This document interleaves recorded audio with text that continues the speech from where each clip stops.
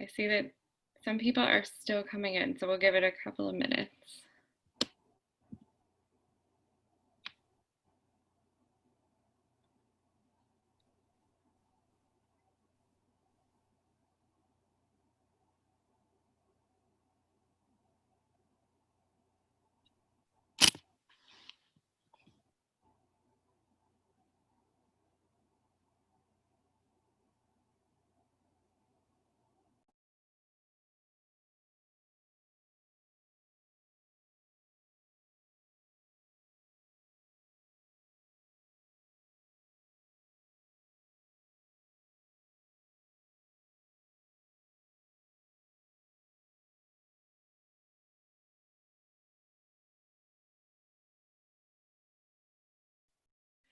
All right, I guess we can get started here. So thanks everyone for joining us talking about autism. I will be monitoring the Q&A or the chat if anyone wants to type in questions as we go, and then we'll have time for questions at the end. We have just a brief presentation put together, and then we'll have time for questions at the end. I'm Chrissy Barosky. I'm our Chief Clinical Officer here. I'm a BCBA, and I will let Sam introduce herself.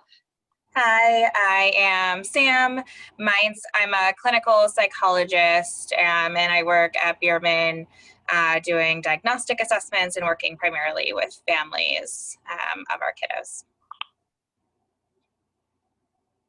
All right, so today we're going to talk just a little bit about the diagnosis, just how to talk to families and friends about the services that you're receiving and how you talk about the diagnosis in general. And like I said before, at the end, we'll have time for questions and people can just kind of ask whatever's on their mind. So we'll get started. Right. So what is autism spectrum disorder? This, you might have heard it as ASD or Asperger's or just autism. Over the years, the clinical technical name has changed to incorporate a larger spectrum of things, but it is a developmental disorder, and it is characterized by problems with communication and social interaction, as well as restricted or repetitive behaviors, interests, or activities. So in just a minute, I'll go into more detail about those two specific groups of symptoms and what you might see in your kiddo and how you might use those examples to explain to other people. One thing to keep in mind is that with this type of disorder, it is persistent. This doesn't mean that it happens in one specific situation. It happens across situations, across contexts, and over time.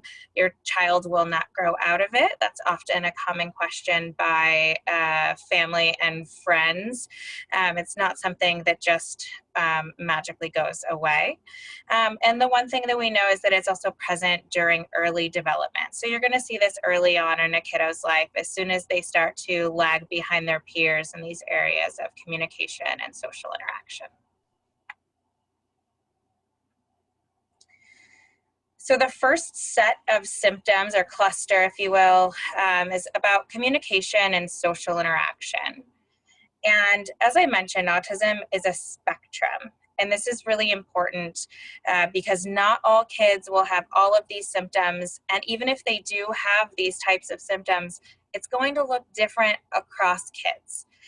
And that's really difficult when it comes to talking about your own kiddos, especially with family and friends. Some people may have some experience with autism or people around them who have had autism or autism spectrum disorders.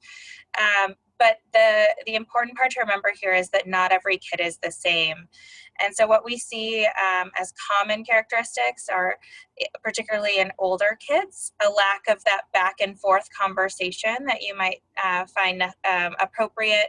And these aren't long drawn out conversations, but these are a lack of just back and forth, like, what's your favorite color? Oh, my favorite color is purple. What's yours? Or what do you like to do? That's a normal, very simple interaction that a lot of our kiddos will struggle with. The child doesn't really share their interests with others, and this may be verbally or non-verbally. Some kids, most kids, neurotypical children, will find certain toys really fascinating and fun. And not only do they want to play with them themselves, but they want to show other people how cool the toy is. So they might just take it and like put it in someone's face. That would be a fairly typical response, whereas a lot of kids on the spectrum don't do that. They may also not share their emotions appropriately. So you may see a lack of emotion in them. You might see emotions or facial expressions that don't seem to match the situation, or that are more intense than what you would expect for a given situation. So if a minor thing goes wrong, you might see a really big meltdown, or you might see that if you're reprimanding your child, they're laughing and giggling.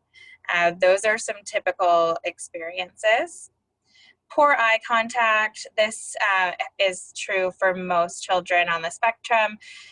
It might look a little bit different. So some kids actively avoid eye contact. Some will give you a little bit of contact and then sort of move away. They have a hard time holding it.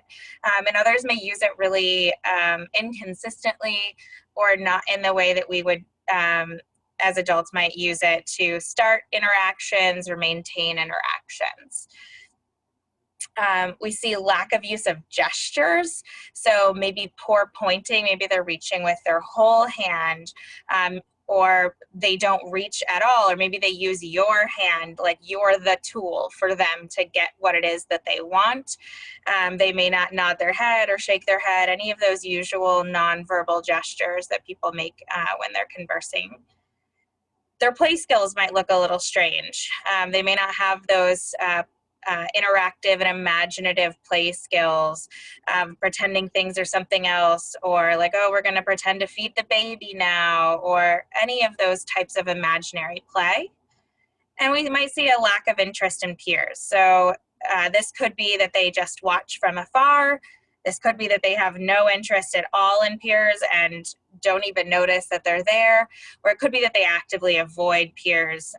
So when tried to put in a situation with peers, they're not interested. And one of the things that I think is really important here is when you're describing your child and what autism means for your child, you shouldn't just give this long list of symptoms, but you want to explain exactly what that looks like in your kiddo, because that's going to be different again from case to case. All right, the second set of symptoms that we see, or cluster of symptoms, can be restrictive and or repetitive behaviors, interests, and activities. This might look like lining up toys. There are some kids that perhaps they're interested in cars, but rather than drive their little cars around on a mat or using a car track, like a race car track, they just line up their cars and want them in a very specific way. It could be flipping or spinning objects, or focusing on just a part of the object. A common one is wheels, so just spinning the wheel on a toy as opposed to playing with the toy as a whole. We see echolalia, which is just the repeating of words and phrases repeatedly. Sometimes these aren't even real words or real phrases. They just sound cool to the kiddo and might stimulate them in some sensory way. We can see inflexible routines. So this might be, I had a kid recently who wanted to be sat down in his high chair, buckled in, then you put the tray on and then tray off and then unbuckled and then buckled back in and then tray back on and back and forth, like a certain number of times. And if you don't do that, he might have a tantrum. So he has that inflexibility. He wants the certain things in a certain way at a certain time. We also see that as difficulty with transitions. So if your kid really likes bath time, for example, getting them out of the tub might be really, really difficult.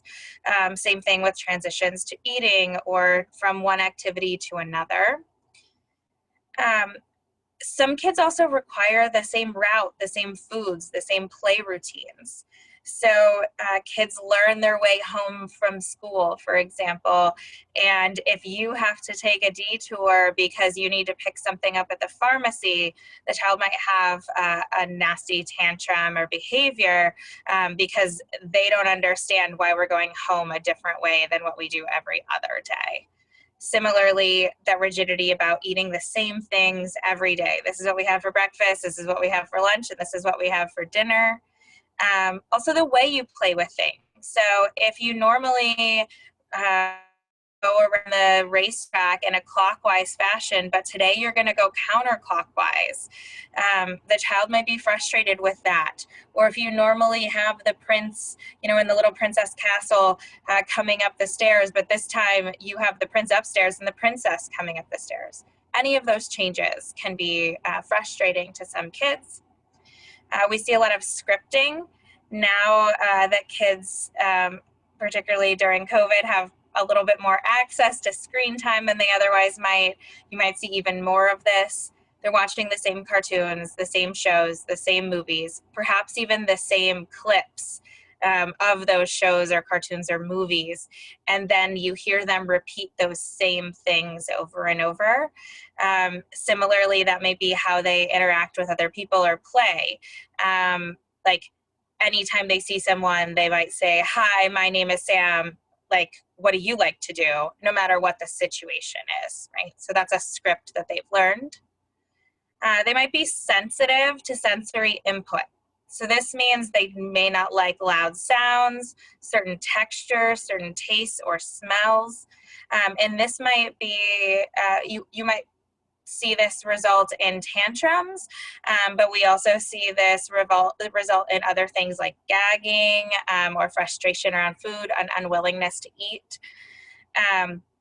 It could be the opposite as well, like a lack of sensory awareness. So some children on the spectrum don't have a normal pain perception, and things that you or I might find painful, they do not find painful.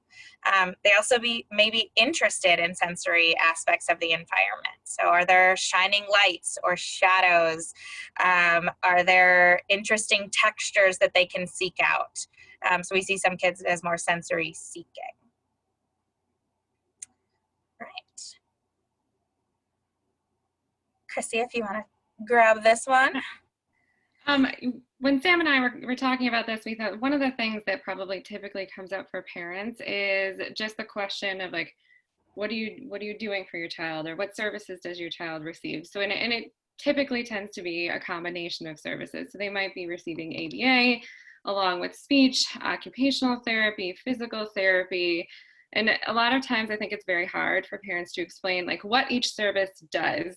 What does it look like? What does that do for their child? And it can be different for every kid too. So I'll go into ABA a little bit more on the next slide, but all of these things combined are all working together to really focus on the symptoms of autism that Sam had just described. So what's covered in ABA might also be covered in speech, and those two parties work together. Speech is covering things from articulation to different communication devices that we might need to use, or emerging speech, and then occupational therapy tackles some of those sensory needs, fine motor skills. Physical therapy is working on a lot of the gross motor skills that might, like those deficits in gross motor and fine motor and speech that all come along with the diagnosis.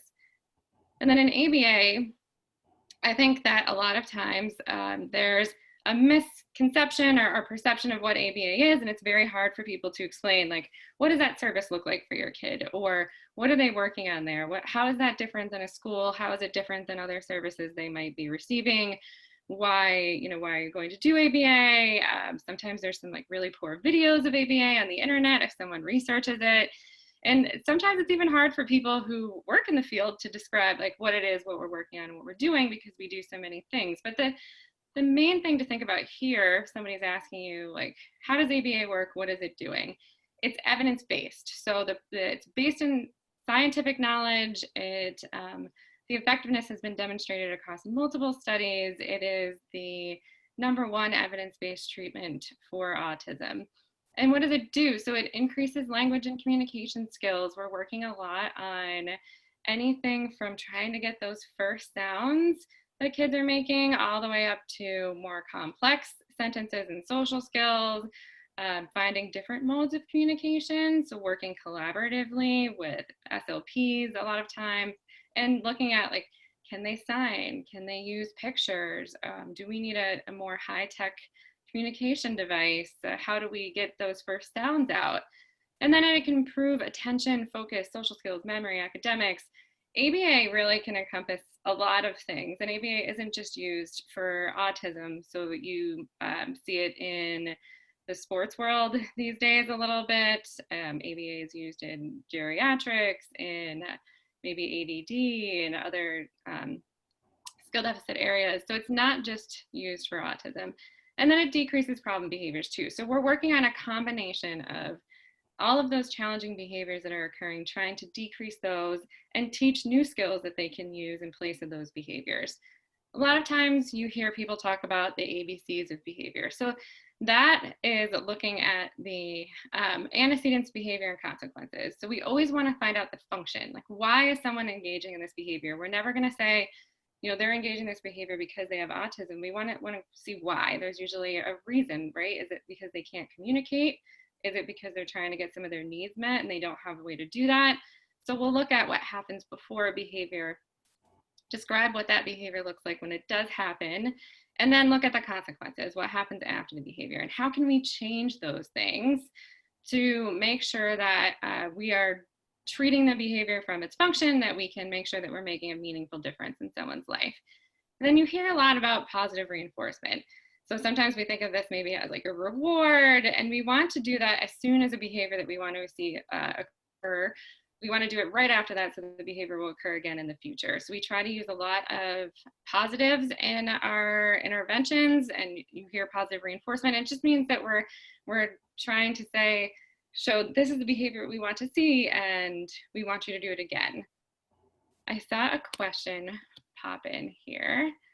So how do you explain autism to diverse communities due to the myth, yes, about the cause of autism? So there's a lot of things out there that are really, you know, not up to date. There are myths out there, or things, I think you might have heard the refrigerator parent or mother is the reason why autism occurs, and that's absolutely not true. It's a neurological disorder. And I think, you know, the question that came in said parents thinking that parents did something wrong in the past. And this is definitely not true. And definitely something that I think you have to combat and say, like, here are the reasons why autism might occur. We don't know like the cause to treat it that way, but it's not because of something that anyone had done in the past. I don't know if you have more to add to that, Sam. Yeah, so it's always something else that is going on. So one of the things that I think is really important is to recognize that just because we're offering different techniques based on ABA for how you might raise a child with autism as well, that doesn't mean that you were wrong in the way that you were raising your child before, or that you did anything wrong. These are just techniques that work because your child doesn't learn in the usual way. So keeping that in mind as a reassurance as well. There are lots, they're learning that there are multiple reasons why people might have autism. We know that there is some amount of genetic component to that, although it's not clear exactly how much, and that it is more common among some people who have certain other types of genetic disorders like P10, for example.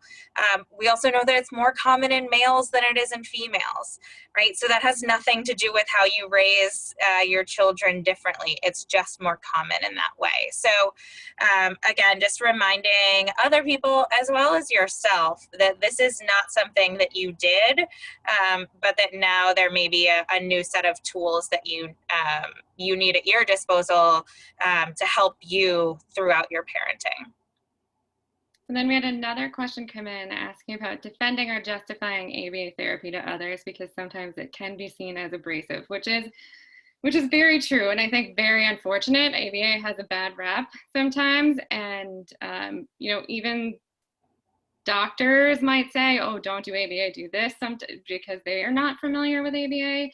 And I think that you have to really individualize it and take it from the kind of what therapy looks like for your child. So if you're justifying it to somebody, you're saying, like, I know, maybe there are some bad videos out there. There's the old school ABA thought process, but ABA has come a long way since those times, and it's not an abrasive therapy. And I think especially the route that we take, that's play-based, that's making sure that the learner's always happy, that we're really looking at how can we make learning fun, and how can we make happy learners that want to be part of this, and they want to keep coming back, and they want to continue to learn and learn in the future. And I think you just have to look at it, what does it actually look like? So you don't defend it in terms of like ABA, but you defend it in terms of like, I see my kid do this, or I talk to their therapy team and they have taught them these behaviors, and my kid tantrums or challenging behaviors have decreased, and then they can engage in these things with our family now that they weren't able to do before. And this is how we work on it. We work on it in a way that's not abrasive or aversive to their child, but we work on it in a way where we find things that they like, and we use those to help teach new behaviors. But I think ABA really sometimes has a bad rap that's hard for people to get over, and it's easier to explain it in what it looks like and what it can do than just say like ABA is that I just have to do it, or it's the way to go. Like, explain to people what it actually looks like for them.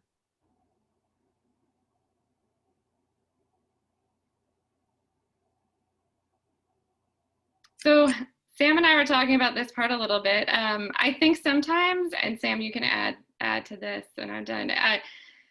People tend to give opinions on like, why don't you just use this? Like, or, what worked for maybe a neurotypical child, which I would even say like yelling at them is probably not always going to work to punish a behavior or do something, is not going to work to help your child. And so it's really important to just remember kind of, I think, where people are coming from, what they're saying, and just talk to people about what doesn't work for my kid. Yeah, I think this is not going, like, these things are not going to work for your child. In addition, like, you can just explain that this is not how you want your child raised, and that should be more than enough justification in and of itself. But if you find that you need more, we know that these things don't work. For example, one thing, lots, and this is true for even for neurotypical kids, you might get this idea of grounding, right? So taking something away for a period of time. Well, I don't know if any of you had this experience, but I remember being grounded for like a month at one point in my childhood. Chrissy mentioned earlier that we always want to give the consequence immediately after the behavior. And so if the behavior happens and then you're grounding them for a prolonged period of time, that's not immediate. That's for a long extended period of time, and it's not going to provide any more, like any additional help. So keeping those things in mind as well. The other part is that you don't want to, like, your child is going to learn by imitation. That is one of the ways that children with autism learn best, and they don't understand necessarily the whys. So if you're yelling or using corporal punishment or spanking with your child, chances are your child is going to yell more and also like use that hitting behavior. They're learning those behaviors from you. So not only will they not help, but these types of things can actually be really harmful for your kiddos. And I was also talking before about learning why behaviors are occurring. And if we do something just like yelling, maybe that yelling actually will make that behavior occur more in the future, because some children get some excitement out of like, I've made mom and dad really upset, or this is causing like some type of, like, I'm getting a lot of attention for this. I wasn't getting attention before, but now all of a sudden, like, mom's paying attention to me, but they don't realize it's because mom's angry. And so that that is not really getting at like why the behavior is occurring. And we want to make sure we're getting at the why so that we can give them an appropriate replacement. And just so that we're making sure that we're getting at like teaching something that they can do. So it's never saying like, no, you can't do that. You can't say, no, you can't do that all the time. We need to tell them what they should be doing and teaching them what they should be doing instead of what they shouldn't be doing.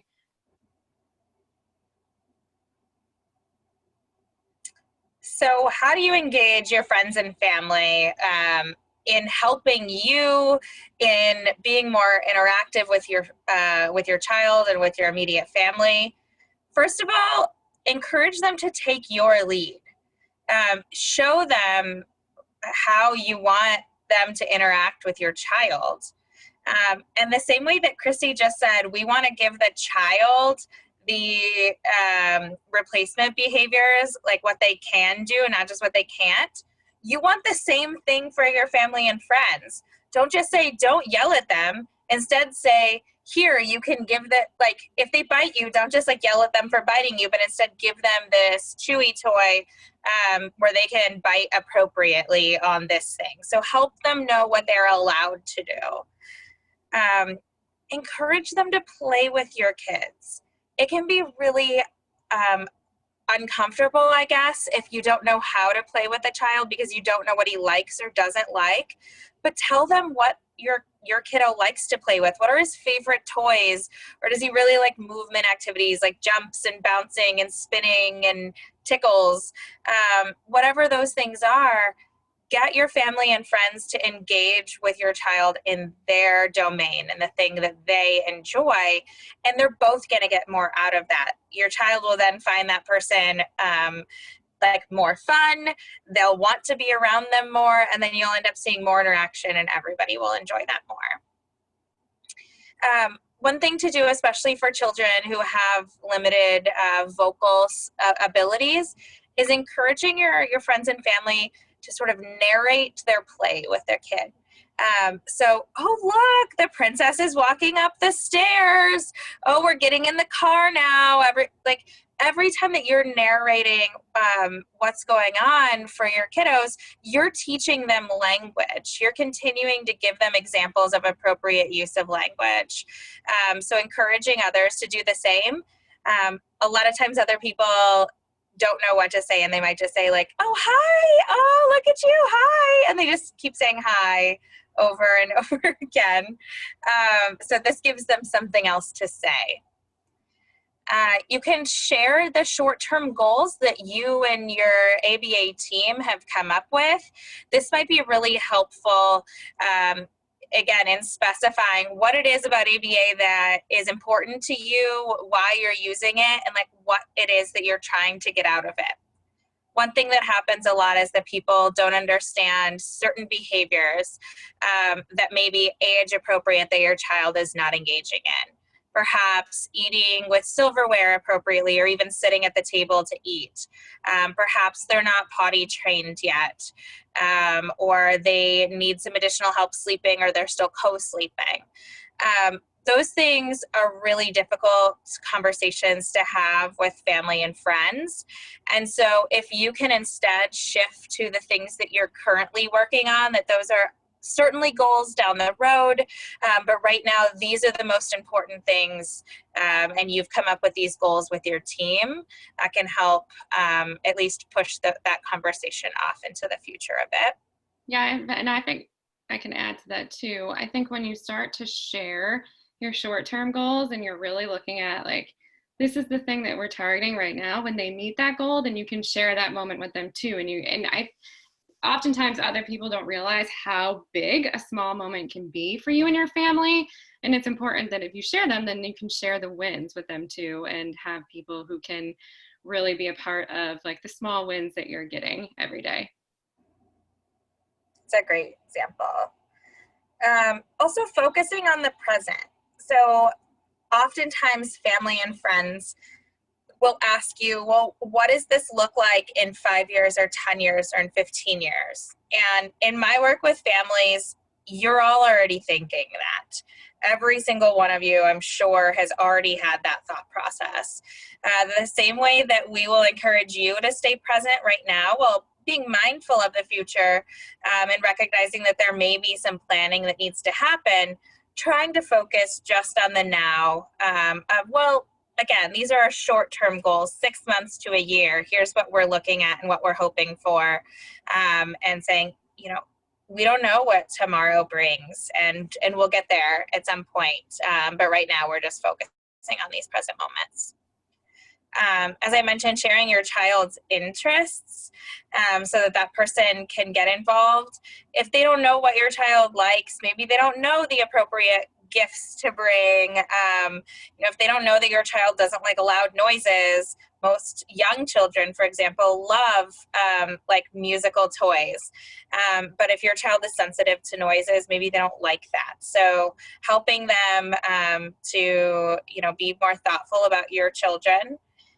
Highlighting your kids' strengths. So this kind of goes along with sharing the short-term goals and the wins. Highlighting the things that they're really good at. You might have a child who has a really hard time playing like in an imaginative way, but maybe they can do all their ABCs, or they can do puzzles really well, or they like to read books. Whatever it is that they're interested in and good at, help your family and friends to understand those things so that they can engage with them. Then this is the hard part, and it requires a lot of vulnerability, but identifying your own struggles. If your child is a child who tends to elope, who needs locked doors and a lot of attention, otherwise they're going to run out, then let other people know that. They say that it takes a village to raise a child, and that is particularly true when you have a child with special needs. And so if you can identify your struggles, that might help other people be more willing to help you. It's hard to help when you don't know what to do or how to help. So if you know of specific antecedents or triggers for certain maladaptive behaviors that your kiddo might have, maybe they are really sensitive to sounds. Ask people in advance, like, can you, turn down any like loud music before we get there, or something like that. Helping them to understand your struggles, and then asking them for help. Ask for the specific things that you want them to do. They can certainly say no, but assertive communication is so important. Ask for what it is exactly that you need. Can you watch my kid while I go to the bathroom, right? You're at a get together with your family and you're the only one there. You're the only parent there. Like, specifically ask one person, can you just watch him for 5 minutes? I'll be right back. Or like, oh, he needs, this toy. Can you go help him find this toy? Giving people specific things makes them feel useful also, and is also going to ease their worries. I kind of compare that to, like when I had a baby and none of my friends had babies, and you're going over to their house and it's like there's breakable things everywhere, or tables made of glass, and you have to tell them like, hey, that's not safe for children. Like, this is not really a good play area for us. It's going to continue like that. You should be able to be open with people and just say, like, I really want to spend time with you, and this is great. I'm going to come over to your house, but here's a couple of things you could do that would make it easier for us.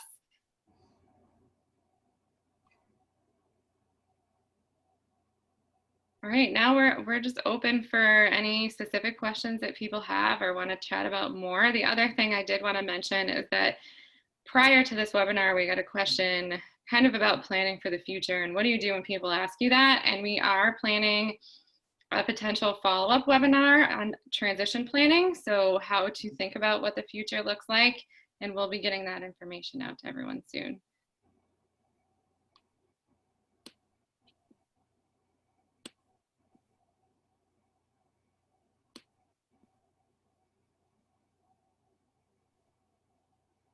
We'll give it a few minutes to see if anyone has any other questions.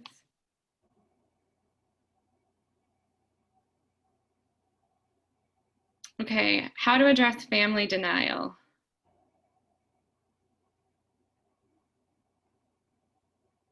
you have any good thoughts on that one, Sam? Yeah, so I know that this does come up from time to time. And the first thing to recognize, and I guess I'm taking this as, maybe like a grandparent or an aunt and uncle are in denial that the child has autism. So if I'm understanding correctly, really making sure that you're not focusing then all of your attention on the what is autism, and maybe you're not even using the words, as if you're finding that that's keeping them, that's the barrier from them being on board and understanding. You don't have to use the words. You can talk about the specific behaviors. These are the things that we're seeing in our kiddo that we're struggling with, and here's what we're doing to help our child with these behaviors. We want to help them gain X, Y, and Z, and we want them to reduce A, B, and C. And explaining it in that way can be really helpful. And then, like Chrissy said earlier, ABA is used across the board in lots of different populations, not just autism. And so when you're using these learning techniques, they're integrating these things into normal neurotypical classrooms in schools. So it's not particularly all that much different. The curriculum is just a little bit different. So I think explaining it in those ways, that we're using this as a tool to change these behaviors. And then you can sort of bypass the autism piece altogether until they're able and willing to come around. Yeah, and I think another thing about that too is just reminding people that, autism isn't this picture of one particular child. It really truly is a spectrum, and I think sometimes people are in denial because they have this one picture of what autism might be, and they'll say, "Oh, no, I don't see it." Like I've heard people say that before, like I don't see it. That can't be true. Like, and it's just reminding people that it looks different for everyone, and that there are particular things that you're working on, and it looks different from one child to the next. There's another question that was similar, it says, we told our immediate family but not other friends, our family that's not physically here. We want the kids to have ownership over their own privacy and stories. How do we explain that to family members who think we're hiding it from others? I think that's a really great question. I'll let you tackle that a little bit, Sam, but I think the first thing that comes to mind to me is saying to people that you're not hiding it. But I also get the thing that you don't want your kids to be defined by a specific label, that someone also has that very narrow view of what that means for them. And so I think just letting people know, like, this is how we've decided to tell people, and we don't want that label to be associated. We want you to associate with my child on these things instead, could be important. And then Sam, I'll let you. Yeah, so exactly what Chrissy said. That label can be so defining, and it doesn't need to be, and it shouldn't be, frankly, right? So like your child has autism. That doesn't mean that is all that your child is. That child may also be smart and funny and loving and interested in trains or cars or dinosaurs or who knows what else. Like, autism is not who they are as a human. It just happens to be a challenge that they face. So on your terms, when you're ready to tell people, I think that's reasonable. I do think it's important to tell the people in your life that are important to you. So, you talk about immediate family. You may, though, get in a social situation where it makes sense to tell other people. One of the ways that I characterize that, and I've talked about this a lot with families, is when you decide that where your boundary is, and this may be constantly shifting depending on the situation. So I also think that in any realm of this, whether we're the providers or the parents, there is some amount of like advocacy that we do in educating other people and educating the public. And so to the extent that you can take that role and be that advocate for your child and also help to educate other people about autism, while also it's not a burden for you. So there may be a time and a place for it where that seems better than others for you. So I think it is a tough balance, but it's important to think about that piece of it as well. What do you want people to know about autism, and who do you want to know? Not just that your child has it, but like what is it? What parts are important that other people know in general? Yeah, and then there's a follow-up question asking, when and how do we tell the kids that they're autistic? And I think that is, and they did put side note, maybe this might be another seminar topic. I think that does go along with transition planning a little bit, but that's I've met with many parents where that's like a completely personal decision where they decide my child's ready right now and I'm going to have the discussion with them. But I don't think there's one right answer for that. I think a lot of it is also really dependent on your child's cognitive abilities and how much they can understand about it. A child might be able to say, I have autism, but really not have any idea of what that means. And so I think that you might decide to tell them fairly early, but the discussion around that is going to evolve as they evolve and their own cognitive abilities evolve as they grow. So keeping that in mind, that like it can be sort of an early and often type of conversation that continues to change over time. And to the details of what it means, I often lean towards the idea of like when people are asking, like when the child is asking like, well, why is this happening? Like, why do I have a therapist? Like, why do I have ABA and I don't go to a normal school? Or why when they're starting to understand those concepts, then you can start to explain it. And you still may not call it autism right off the bat. You might say, well, because you have a hard time expressing your needs sometimes, and this has been hard for you, so we want to give you some extra help here, and trying to explain it again in a way that takes the label off. But every family is different.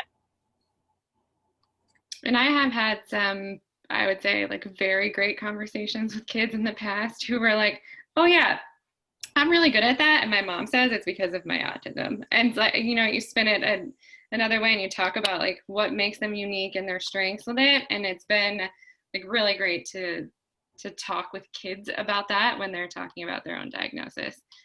Okay, another question. So when my son learns new skills, my family likes to quiz him when they're around. Recommendations for asking them to stop and just play with him. When they see him, they ask him 1,000 questions and he gets really frustrated. Yeah, I think this is like most families with a lot of kids and frustrating them whenever they hear they can do anything. And I think that it's about, and there's a similar question here asking like, if you've constantly told family members things to do with your kid and they refuse to do it. I think this does tie into like just asking your family to limit the number of questions. Like it can be really overwhelming, even if they can do it and it's a new skill and we're so excited to see it. Nobody wants to answer that many questions and nobody wants to do the same thing that many times. And so just explaining to them that it can be overwhelming and that you can show them the cool things in another way, but not to just go bombard your child with all these things. And here are the things you can do that my child will like you to do with them. Yeah, I had that question actually just come up in a parent session recently, and that's exactly what I suggested. Like your job with the family is to help them be the coolest, insert title, grandma, grandpa, aunt, uncle, cousin, that they can possibly be. And by being the coolest, your child is going to want to do those really cool things for them, and like they'll get way more out of it. So just encourage that person to be really cool, and like in the play, as those things will naturally come up, they'll be able to see all of your child's skills that way in a more naturalistic way. And then to hit upon the rest of that other question, just asking, you consistently told family members things to do with your kid and they refuse to do it. So hand holding when we're out, because just because there's no elopement in the moment doesn't mean that it won't happen. And that's something that's important to you to follow. And I think it's really important just to explain to family members why it's so important to you that they do those things. And I know, at least for me with my own child, there are particular rules I want followed or things I want people to do with my child. And I've gotten to the point where if someone can't do them, then I'm like, okay, well then you're gonna have to understand that I'm gonna do it, and you're just gonna have to step away for the minute, or you're not gonna be able to walk across the street with him, or I'm gonna have to do this, or somebody else's. But just really setting like your rules and why you have them and why it's important to you, and try to explain that. Yeah, absolutely. And like Chrissy said, setting that firm boundary. If they are unwilling to listen, to understand, and to implement what it is that you're asking for, then like being able to say, then you can't have my child by yourself. Like you can see him, but if this is like grandparents, for example, like you can't babysit. Like I have to be there to supervise this, to make sure that the child is safe.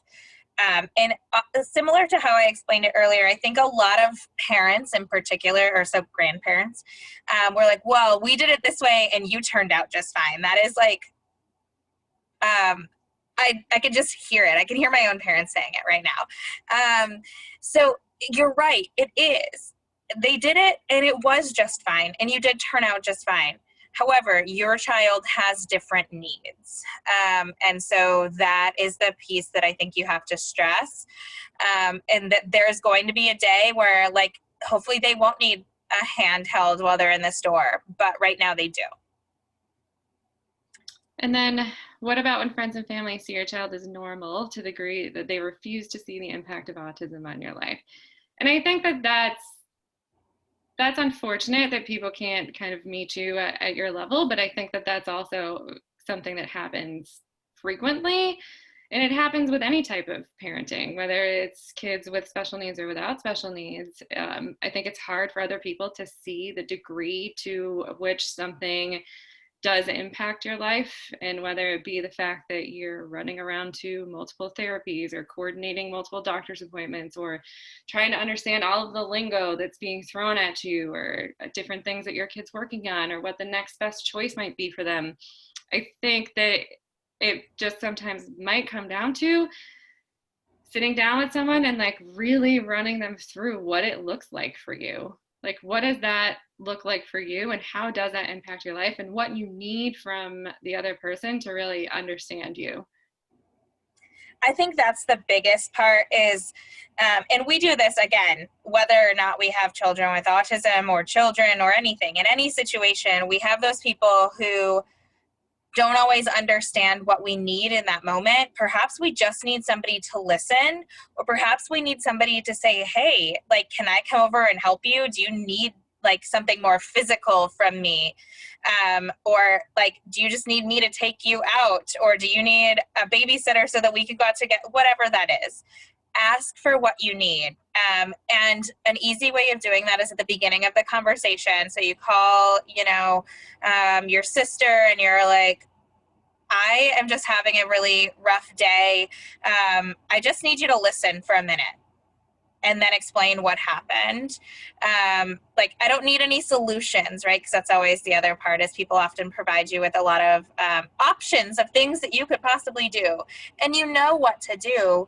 You just need somebody to be there to give you some support. So ask for those things when you need them. So another question, just a simplistic way to explain autism to someone who isn't familiar with it. So is it best to say it's a neurological disorder, or that the brain is just wiredly differently than neurotypicals? Like, what's a good way just to explain to someone what autism is when they haven't really heard about it?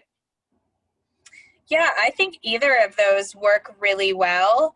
Um, I think that explaining it in a way that my kid just doesn't learn things the same way as other kids learn them. That, like, thinking about it from that perspective as well, really any of those would be absolutely just fine. And then again, just following up with,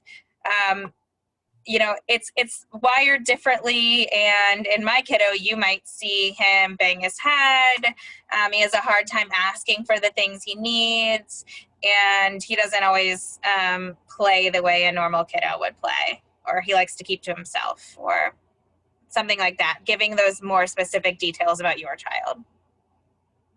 And then the last question I see up here.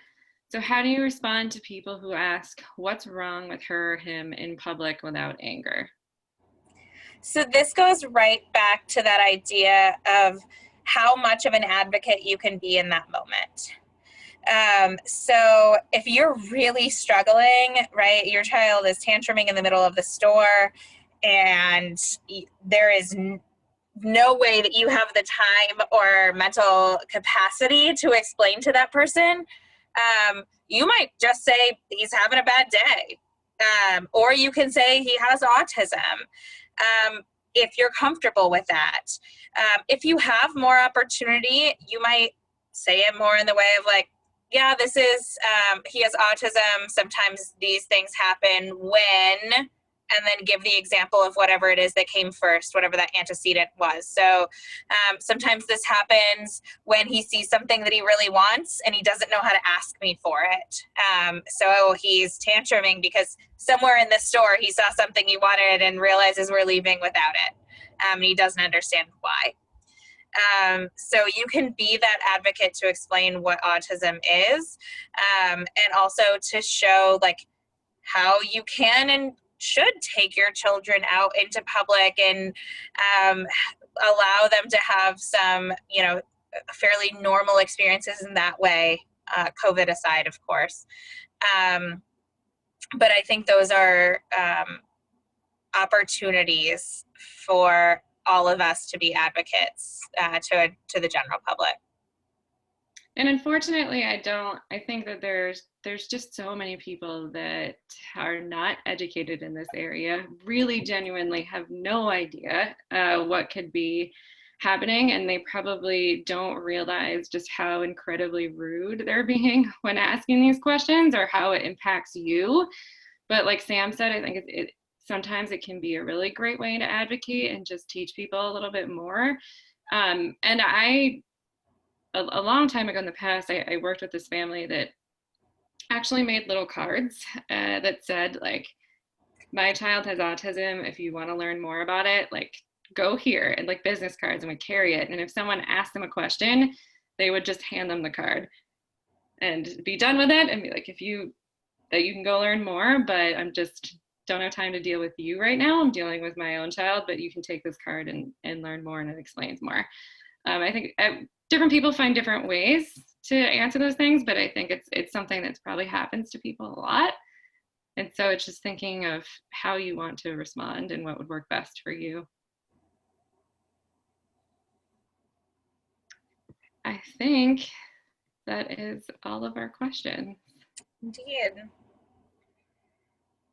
I want to thank everyone for coming, and we'll send out information about a follow-up webinar on thinking about transitions, what to do when your kid gets older, and planning out your future. And we will be also, I think, posting the recording of this webinar on our YouTube page. Thank you, everyone, for coming. Thanks, everyone.